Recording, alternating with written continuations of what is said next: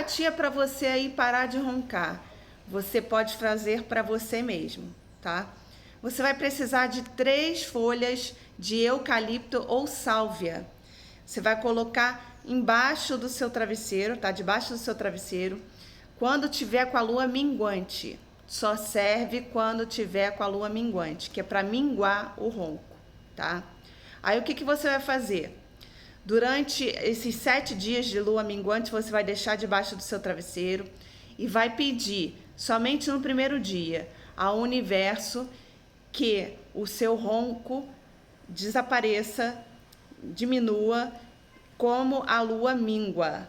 Não esqueça de falar isso, é muito importante, tá? Depois desses 7 dias, você vai pegar essas 3 folhinhas e vai jogar no lixo. É muito simples e eficaz. Eu já tinha ensinado uma simpatia de ronco, tá? Para a pessoa não roncar, mas era você fazendo para uma outra pessoa. Agora você pode fazer para você mesmo. E aí, curtiu? Deixa o like esperto, se inscreva no canal, comenta, compartilha bastante com os amigos. Para trabalhos ou cartas ciganas, 21 98802 1749. Um beijão e até a próxima!